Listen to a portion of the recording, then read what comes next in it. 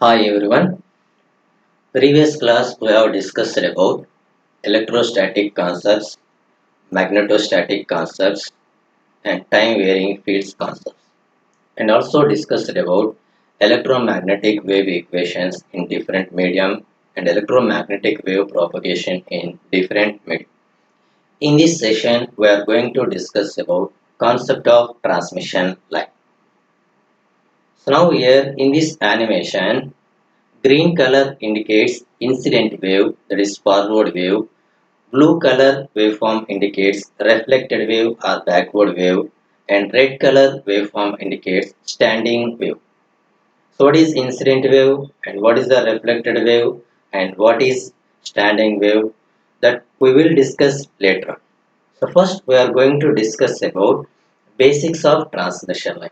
So what is the definition of transmission line and what are the examples of transmission line? So transmission line. What is a transmission line? There are different definitions of the transmission line. The transmission line can be defined in different ways. So that are, the transmission line is defined as path of carrying alternating electrical energy from source to load. Source to load. The source may be a transmitter or the generator, electric generator, and load may be a receiver or antenna. So generally, the source may be a transmitter or electric generator, and load may be a receiver or antenna.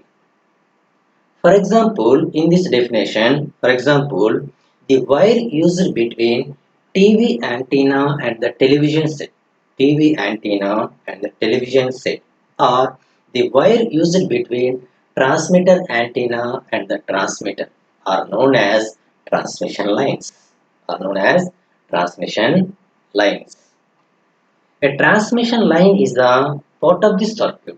Transmission line is defined as part of the circuit that provides the direct link between generator and load. So generator means that is the source, that is the input. The electrical lines which are used to transmit the electrical waves along them are called transmission lines. The transmission line theory is the theory of propagation of electric waves along the transmission line. The practical examples of electric waves which are transmitted along the transmission line are the message signals and electrical power signals. There are the practical examples of the electric waves. The practical example of the electric waves which are transmitted along the transmission line are the message signals and electrical power signals. The transmission lines are assumed to consist of pair of parallel wires which are uniform throughout their total length, throughout their whole length of the transmission line. Any physical structure, that is rectangular waveguides, cylindrical waveguides, like that. Any physical structure. What is that physical structure? Waveguide. Rectangular waveguide that will guide an electromagnetic wave from one place to another place is called a transmission line. The transmission line parameters like resistance, inductance, and capacitance are not physically separable, unlike circuit elements of a lumped circuit. So lumped circuit means there are circuit theory, and transmission line parameters are resistance, inductance, and capacitance are not physically separable, unlike circuit elements of a lumped circuit. The transmission line parameters are distributed along the length of the transmission line, along the entire length of the transmission line. The transmission line parameters are distributed along the entire length of the transmission line. Hence, the method of analyzing the transmission line is different than the method of analyzing lumped circuit.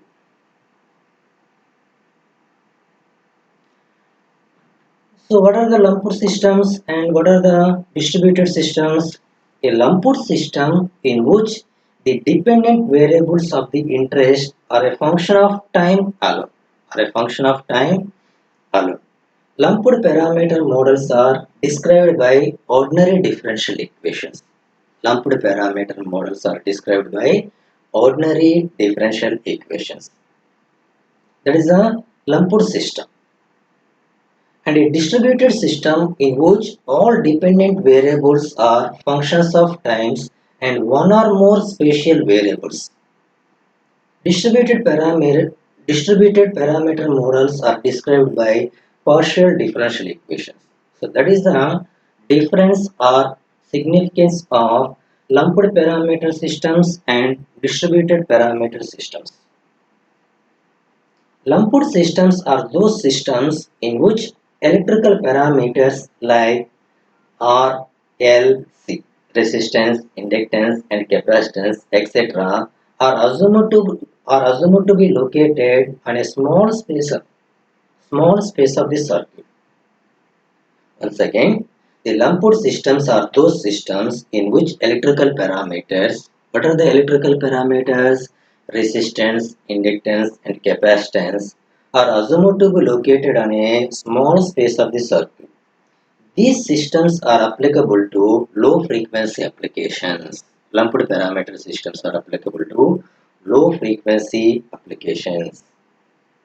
While distributed systems are assumed that electrical properties like resistance, inductance, and capacitance, etc., are distributed across the entire circuit. These systems are applicable for high frequency applications, that is, microwave frequency applications. And what is the range of the microwave frequency? The range of microwave frequency is about 3 gigahertz. The range of the microwave frequency is about 3 gigahertz or 300 megahertz to 3000 above 300 giga um, above 3 gigahertz are the ranges of the microwave frequency.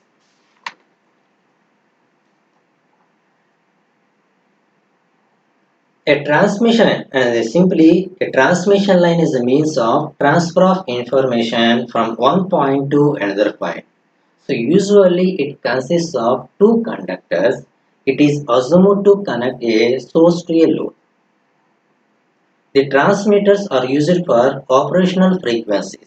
The operational frequencies are less than or equal to 3 gigahertz. The frequency range of the transmission lines are less than or equal to 3 gigahertz. That is the frequency range of the transmission line. In distributed systems, now here I will explain the difference between lumped parameter system and distributed parameter system. Lumped parameter systems are located or placed on a small circuit of the small space of the circuit. These lumped systems are applicable to low frequencies, while in distributed systems are applicable to high frequencies. That high frequencies are more than 3 gigahertz is the high frequency. That is the range of the microwave frequency. And the transmission lines allows low frequencies. That low frequency is less than or equal to 3 gigahertz. So that is the difference between lumped parameter systems and distributed parameter systems. So in the analysis of transmission of the transmission line, only steady state currents and voltages are considered. Only steady state currents and voltages are considered. The end to which voltage is applied in the transmission line, that is a sending end or input end, that input end is applied to the voltage is called as sending end, and at which the signals are received is called as receiving. At the load end or the receiver end, and the load is connected, load impedance is connected, is called as receiving end of the transmission line. That is sending end of the transmission line and receiving end of the transmission line. What is the sending end of the transmission line? The voltage at which sending end is applied is called as sending end of the transmission line, and the signals are received at the load end is called as receiving end of the transmission line.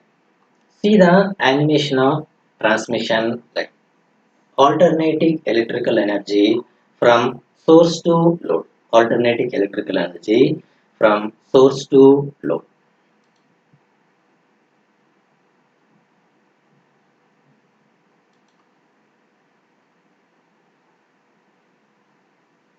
Next, we are going to discuss about basic principles of transmission line. Basic principles of transmission line. So let us consider what is the meaning of the transmission line.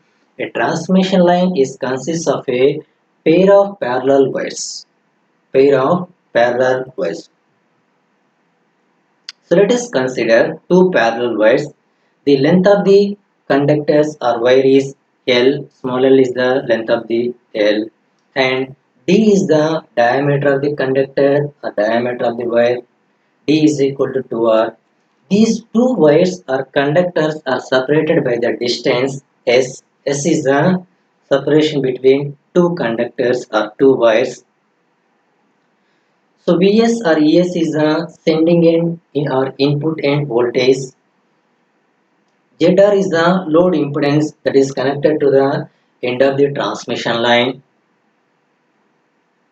So this is the figure of two-wire transmission line or balanced transmission line and its dimensional element. The transmission lines are a means to convey electrical signals or power between two points separated appreciably in distance. This is a specific example of linear passive four terminals network. Linear passive four terminals network or linear passive two-port network of circuit theory. The simplest type of transmission line is a pair of parallel wires insulated from each other as shown in figure. It is also known as the simplest type of the transmission line is also known as two-wire balanced transmission line. So in this two-wire balanced transmission line, the basic principles are studied in terms of this type of transmission line. So the basic principles are from the two-wire balanced transmission line, Vs or E suffix S is the sinusoidal input voltage, Z suffix S is the input impedance, and D is the diameter of the conductor, D is equal to 2R, ZR is the load impedance, and S is the spacing between the two conductors, L is the length of the transmission line. And the subscript S is the sending end or input end of the terminals, and subscript R is the receiving end or load end terminals. Subscript S is the sending end or input end terminals, and subscript R is the receiving end or load end terminals of the transmission line. For an operation, a load impedance is connected at the load terminals and a sinusoidal voltage is applied to the input terminals of the transmission line. So that is the operation of the transmission line. So what is the operation of the transmission line? A load impedance is connected at the load terminals and a sinusoidal voltage is applied at the input terminals of the transmission line. So that is the basic principle of the transmission line. Next, coming to equivalent circuit representation of a transmission line. Equivalent circuit representation of a transmission line. Just as an ordinary four terminals network, that is basic principle circuit, that is ordinary four terminals network. So that has inductance, capacitance, and resistance. That ordinary four terminals network has inductance, capacitance, resistance. The basic difference between them is that these electrical parameters, what are the electrical parameters? Resistance, inductance, and capacitance. The electrical parameters are uniformly distributed and continuously distributed along the entire length of the transmission line, while in ordinary circuits are lap. And this is the equivalent circuit representation of a transmission line. So RL, resistance, inductance, capacitance, and shunt conductance.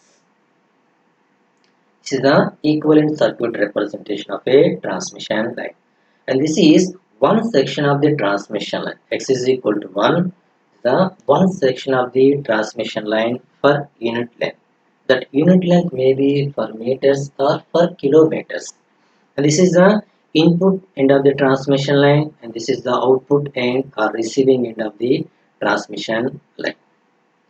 Since each conductor in that figure, each conductor of the line has a certain length and diameter. What is the length of the conductor? L. And what is the diameter of the conductor? D is equal to 2R. Each conductor of the line has a certain length and diameter. It must have resistance and inductance. Okay, now here each conductor is connected to the resistance and inductance. Further, since these two wires or two conductors are close to each other, therefore there must be a capacitance between them. These two parallel wires inside the material that parameter is capacitance. Since the two wires are separated by a medium properly known as dielectric medium. These two wires are separated by a filled by a dielectric material. Dielectric medium. The dielectric material that cannot be perfect in its insulation, and hence current leaks through it. Current leaks through it. This leakage of current through the dielectric material through the dielectric is represented by a shunt conductance. The resultant equivalent circuit of a transmission line shown in figure. So the equivalent circuit of the transmission line are shown in figure. And what is the transmission line? Each length of the line are connected resistance and inductance. These two wires are separated by the dielectric medium, and a capacitor is inducted between these two wires. These two wires, those two wires are separated by the dielectric material that is not perfectly insulated through it.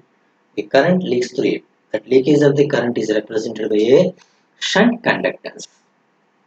So from the figure, one unit section of the transmission line. What is the one unit section of the transmission line? This is one unit section of the transmission line. So that is represented for meters or for kilometers. RLGC are uniformly distributed along the entire length of your transmission line. It is said to be uniform transmission line. R is the resistance for unit length and L is the inductance for unit length, and it is measured in Henry per meter. C is the capacitance for unit length and it is measured in Farad per meter. G is the shunt conductance for unit length and it is measured in Mohs per meter. At radio frequencies, the inductive reactance is much larger than the resistance, and also the capacitance susceptance is comparison. Hence, at radio frequencies or RF frequencies, the resistance and conductance are neglected. The inductive reactance is larger than the resistance. So, resistance is equal to 0. Similarly, capacitive reactance is larger than the conductance. G is equal to 0. Both R and G are neglected. So, the equivalent circuit of the transmission line shown in figure. So, this is the RF equivalent circuit representation of a transmission line.